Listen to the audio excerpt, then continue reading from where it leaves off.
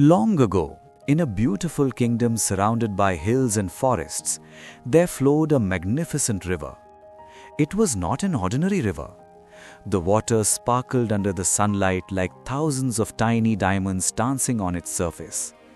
Cool breezes moved gently across the flowing water, carrying the soft fragrance of wild flowers growing along the riverbanks. Tall trees leaned over the river, their leaves whispering secrets to the wind. But what truly made this river famous throughout the kingdom were its unusual residents. On the banks of the river lived a flock of golden swans. Yes, real golden swans. Their feathers shone brightly in the sunlight, glowing like pure gold. Whenever they spread their wings and flew across the river, the sky itself seemed to glitter. Travelers passing nearby would stop in amazement. "Look," they would whisper, "golden swans."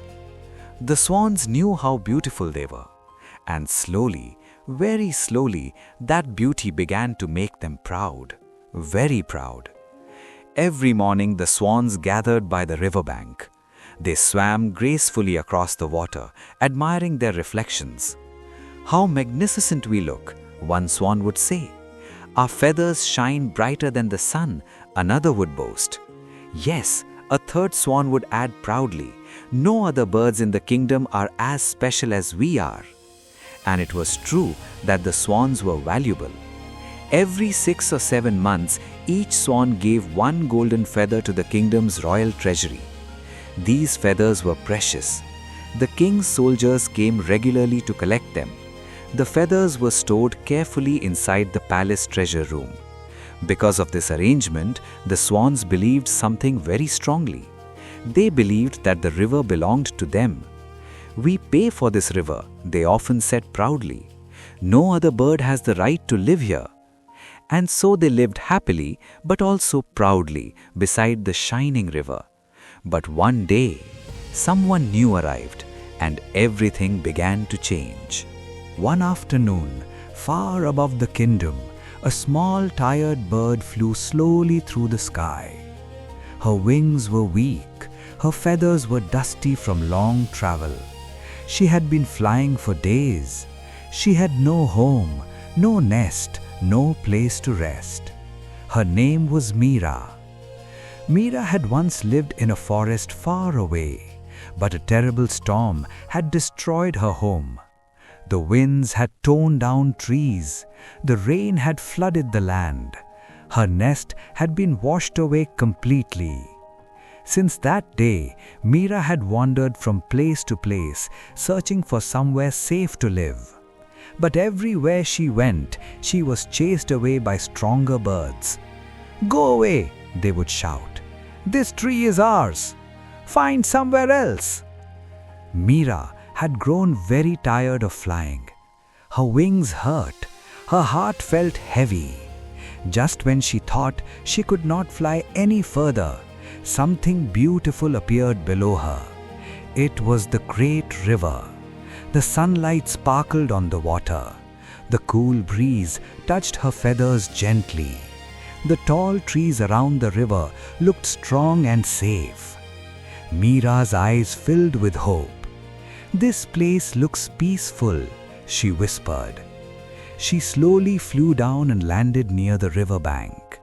The soft grass felt wonderful under her feet. The breeze cooled her tired body. For the first time in many days, Meera smiled. Maybe I can live here." But she had no idea who already lived beside the river. And those residents were not very welcoming. Not far from where Meera landed, a group of golden swans were resting by the water. They noticed the small bird immediately. "Who is that?" one swan asked sharply. Another swan looked closer. "It's just a tiny bird." The swans quickly gathered around Meera. Their shining golden feathers glowed in the sunlight. Meera looked up nervously. "Hello," she said politely. But the swans did not return the greeting. Instead, one of them spoke coldly. "What are you doing here?" Meera hesitated. I was hoping to live near this river." The swans suddenly burst into laughter. "Live here?" one of them mocked. "Did you hear that?" another said loudly. "She wants to live here." Meera lowered her head. "I am homeless," she explained softly. "My nest was destroyed in a storm. I have been searching for a safe place to stay." The swans looked at each other. Then the largest swan stepped forward proudly. "Listen carefully," he said. "This river belongs to us." Meera blinked in confusion. "Belongs to you?" "Yes," the swan replied loudly. "Every 6 months we give our golden feathers to the king's treasure. We pay for this river, so no other birds are allowed to live here." Meera felt her heart sink. "But I will not cause trouble," she pleaded. "I only need a small place to build my nest." The swans shook their heads. "No." Meera tried again. "I can help keep the area clean." "No." "I can watch for danger." "No." "I can even pay rent somehow." The swans laughed even louder. "Pay rent?" one shouted. "With what? Look at yourself. You don't even have golden feathers." Another swan smirked. "You are just a poor little bird.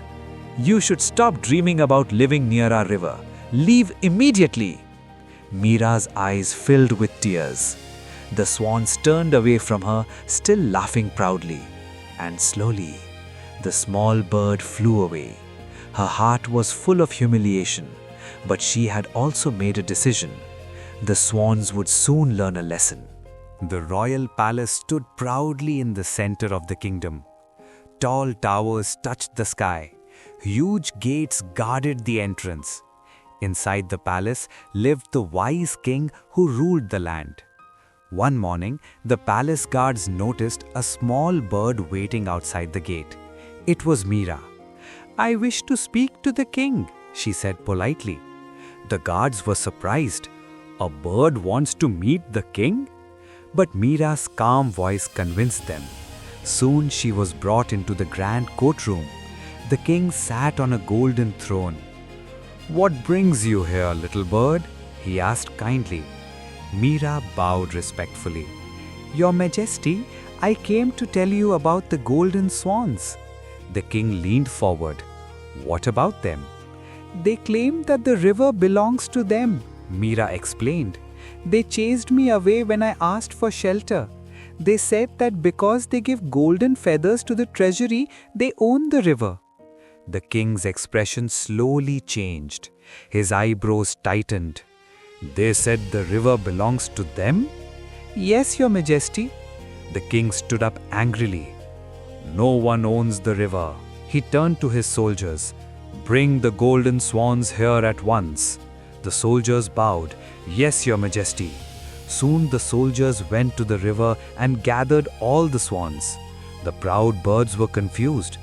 "Why has the king summoned us?" they whispered. But when they arrived at the palace courtroom, they began to feel nervous, very nervous. The golden swans stood before the king. Their shining feathers sparkled in the palace light, but their proud expressions slowly faded when they saw the king's serious face. The king looked directly at them. "I have heard something troubling," he said. The swans remained silent. The king continued. "You claim that the river belongs to you." One swan stepped forward nervously. "Well, we do give golden feathers to the treasury." The king raised his hand. "That does not mean you own the river." The courtroom fell silent. "The river belongs to nature," the king declared.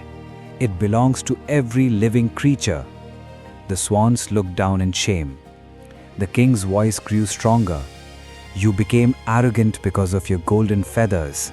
You insulted a helpless bird who only asked for shelter." He pointed towards Meera. The swans looked at her. Some of them recognized her.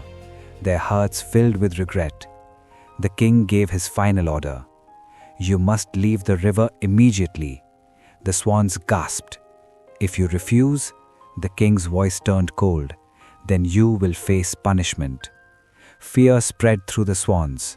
Without another word, they bowed their heads and flew away from the river. Their arrogance had cost them their home.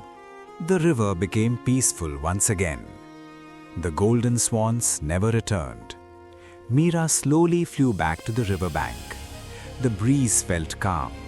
The water sparkled beautifully. This time, no one chased her away. Meera built a small nest in the branches of a tree beside the river.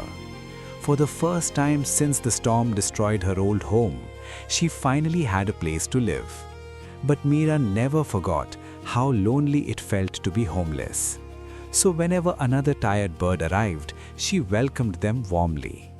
"Come," she would say kindly, "you are safe here."